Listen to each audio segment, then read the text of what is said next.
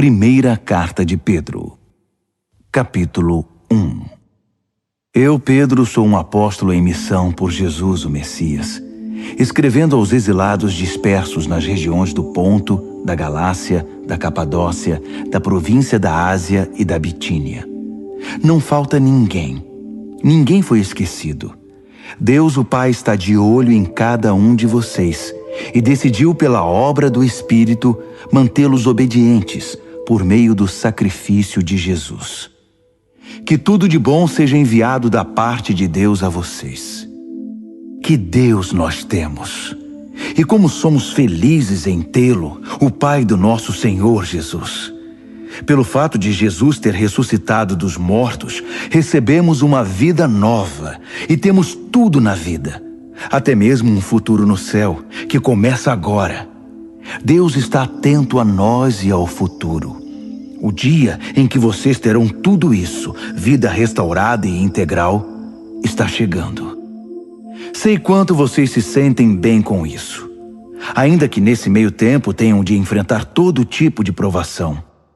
O ouro puro passado pelo fogo sai comprovadamente puro. A fé genuína que passa pelo sofrimento sai comprovadamente genuína. Quando Jesus consumar tudo, será a fé que vocês têm, não o ouro, que Deus vai apresentar como prova da vitória dele. Vocês nunca o viram, mesmo assim o amam. Vocês ainda não o veem, mesmo assim confiam nele, rindo e cantando. E continuam crendo. Por isso, vão conseguir o que querem, salvação plena. Os profetas que previram o presente momento fizeram muitas perguntas acerca do dom da vida que Deus estava preparando. O Espírito do Messias já havia revelado antes que o Messias passaria por sofrimento seguido de glória. Eles queriam saber quem e quando.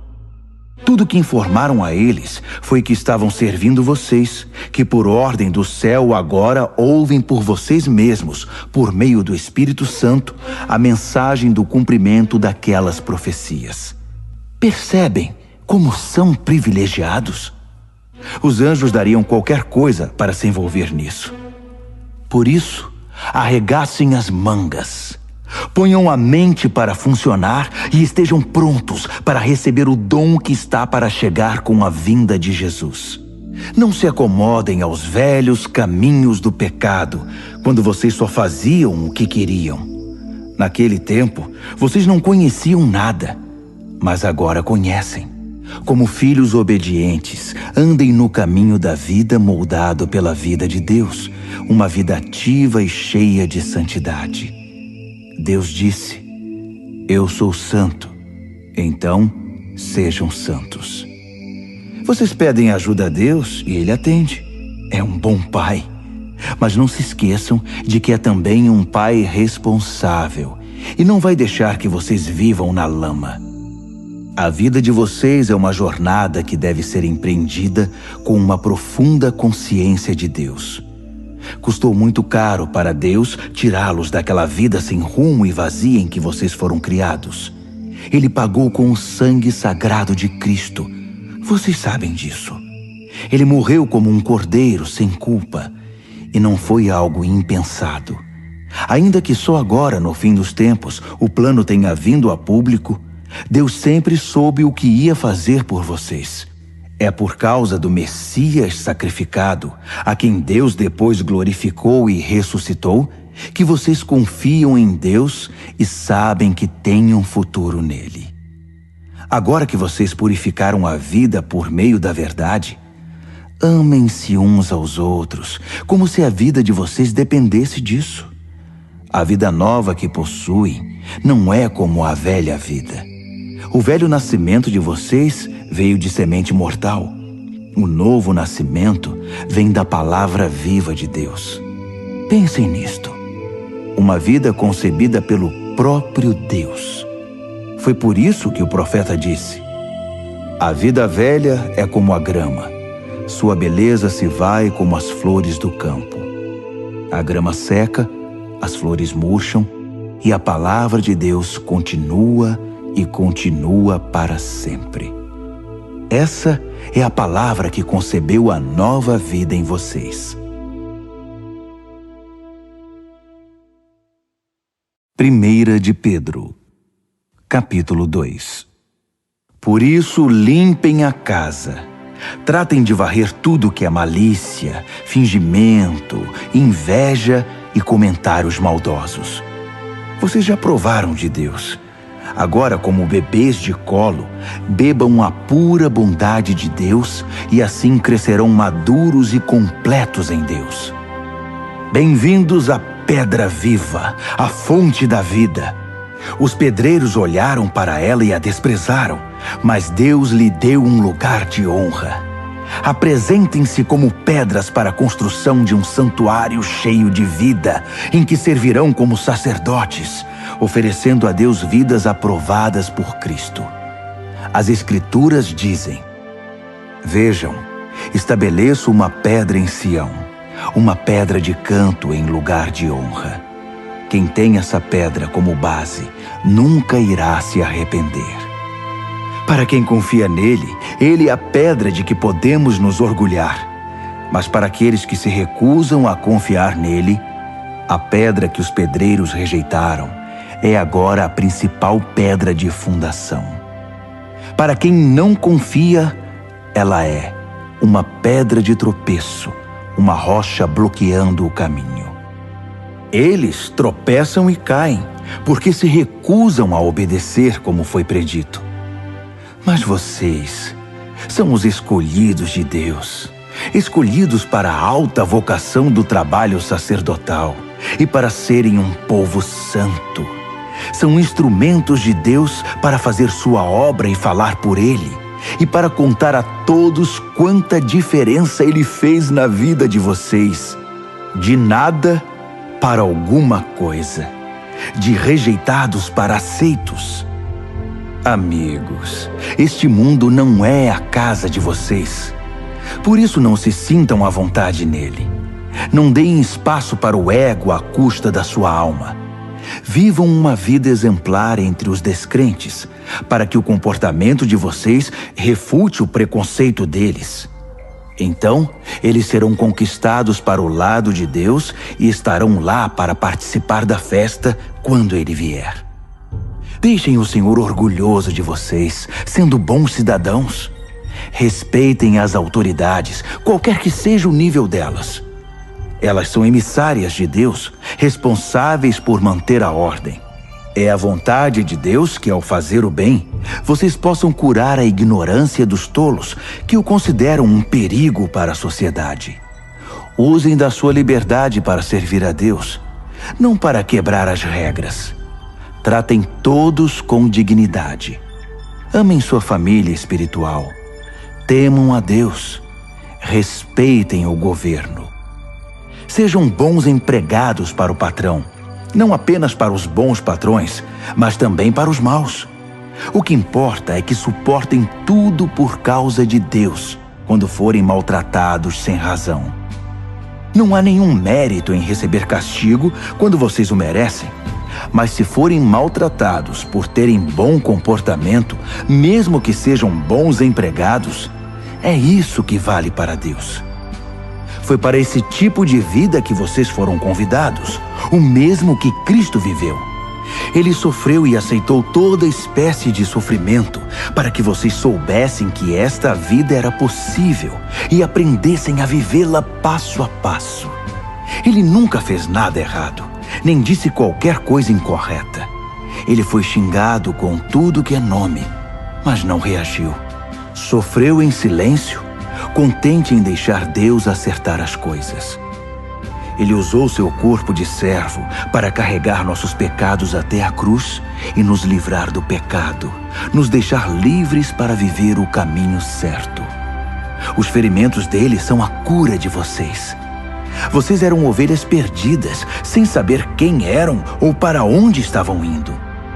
Agora são chamados pelo nome e guardados até o fim pelo pastor da alma de vocês. 1 de Pedro, capítulo 3. O mesmo vale para vocês, esposas. Sejam boas esposas, cada uma para o seu marido, atentas às necessidades deles. Há maridos que, mesmo indiferentes à palavra de Deus, poderão ser cativados pela vida da beleza santa de vocês. O que importa não é a aparência exterior, o estilo do cabelo, as joias, o corte da roupa, mas sim sua atitude interior. Cultivem a beleza interior, do tipo gracioso e gentil que agrada a Deus. As mulheres santas de antigamente eram lindas na presença de Deus desse modo e eram boas e leais aos maridos. Sara, por exemplo, tratava Abraão como meu querido marido. Vocês serão verdadeiras filhas de Sara se fizerem o mesmo, sem ansiedade e sem acanhamento. O mesmo vale para vocês, maridos. Sejam bons maridos, cada um para a sua esposa. Não deixem de honrá-las, nem de se alegrar com elas. Sendo mulheres, elas não têm alguns dos privilégios de vocês. Mas na nova vida, sob a graça de Deus, vocês são iguais. Portanto, tratem a esposa iguais a vocês, para que suas orações não sejam daquelas que nem passam do teto. Resumindo, sejam agradáveis, simpáticos, amáveis, compassivos, humildes. Isso vale para todos, sem exceção. Nada de retaliação, nada de língua afiada para o sarcasmo. Em vez disso, abençoem, que é a obrigação de vocês. Assim serão uma bênção e também receberão bênçãos. Quem quer abraçar a vida e ver dias cheios de bem, eis o que tem de fazer. Não diga nada maldoso ou capaz de ferir. Despreze o mal e cultive o bem. Persiga a paz com todo empenho. Deus aprova tudo isso, ouvindo e respondendo bem ao que é pedido. Mas volta as costas para os que fazem o mal. Se vocês fazem o bem com o coração e a alma, quem os impedirá? Ainda que sofram por causa disso, é o melhor para vocês. Não deem uma segunda chance à oposição. Em condições favoráveis ou desfavoráveis, mantenham um coração atento em adoração a Cristo, Senhor de vocês. Estejam prontos para falar e explicar a qualquer um que perguntar por que vocês adotaram esse estilo de vida, sempre com a maior gentileza. Tenham uma consciência tranquila na presença de Deus, de modo que quando as pessoas jogarem lama em vocês, não consigam sujá-los. Seus inimigos vão acabar percebendo que eles é que precisam de um banho. É melhor sofrer por fazer o bem, se é isso que Deus quer, que ser punido por fazer o mal. Afinal, o que Cristo definitivamente fez, sofreu por causa dos pecados dos outros, o justo pelos injustos. Ele enfrentou tudo isso, foi morto e ressuscitou para nos conduzir a Deus. Ele proclamou a salvação de Deus às gerações anteriores que estavam na prisão por não terem escutado. Vocês sabem que, embora Deus tenha esperado pacientemente que Noé construísse uma arca, poucos foram salvos. 8, para ser exato, salvos da água pela água. A água do batismo faz o mesmo por vocês, não por limpar a sujeira da pele, mas por apresentá-los diante de Deus com uma consciência pura por meio da ressurreição de Jesus. Jesus tem a última palavra sobre tudo e todos, de anjos a exércitos. Ele está com Deus, e o que ele diz, acontece. 1 de Pedro, capítulo 4. Portanto, considerando que Jesus passou por tudo que vocês estão passando e até mais, aprendam a pensar como ele. Pensem no seu sofrimento como uma maneira de abandonar o velho hábito pecaminoso de querer conseguir as coisas do modo de vocês. Assim serão capazes de viver livres para buscar o que Deus quer, em vez de serem escravizados pelos próprios desejos. Vocês já viveram aquela vida que ignorava Deus. Festas toda noite, bebedeiras e depravação. Mas chegou a hora de se livrar disso para sempre. Obviamente, os amigos daquela época não entendem por que vocês não os procuram mais. No entanto, vocês não têm a obrigação de prestar contas a eles. eles serão chamados à responsabilidade na presença do próprio Deus. Ouçam a mensagem. Ela foi pregada aos cristãos que agora estão mortos, mas ainda que estejam mortos, como acontece com todos, eles vão continuar na vida que Deus concedeu a eles em Jesus. Tudo neste mundo está para ser consumado. Portanto, não tomem nada como certo. Mantenham uma vida de oração. Acima de tudo, amem uns aos outros como se a vida de vocês dependesse disso. O amor resolve praticamente qualquer situação. Sejam prestativos em dar uma refeição ao faminto, uma cama ao sem-teto, e façam isso com alegria. Sejam generosos com os dons que Deus concedeu a vocês e permitam que todos participem deles. Se palavras, que sejam palavras de Deus. Se ajuda, que seja uma ajuda sincera da parte de Deus. Assim, a brilhante presença de Deus se tornará evidente em tudo por meio de Jesus, e ele receberá todo o crédito, na condição de quem é poderoso em tudo, para sempre, até o fim dos tempos. Amém. Amigos, quando a vida ficar realmente difícil, não pensem que Deus não está no comando. Em vez disso, alegrem-se, pois vocês estão passando pelo mesmo que Cristo passou. É um processo de refinamento espiritual e a glória está chegando. Se vocês sofrem abusos por causa de Cristo, considerem-se felizes. É o Espírito de Deus e sua glória em vocês que serão vistos pelos outros. Se eles os perseguem porque vocês quebraram a lei ou perturbaram a paz, é outra questão. Mas se é porque vocês são cristãos, não pensem duas vezes. Sejam orgulhosos da condição distinta refletida nesse nome. Chegou a hora do julgamento, e ele começará pela própria família de Deus.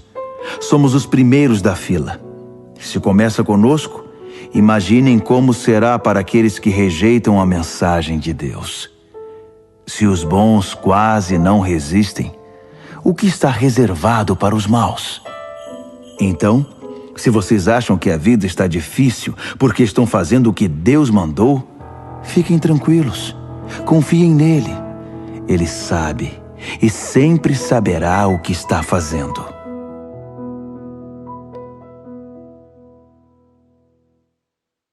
Primeira de Pedro, capítulo 5.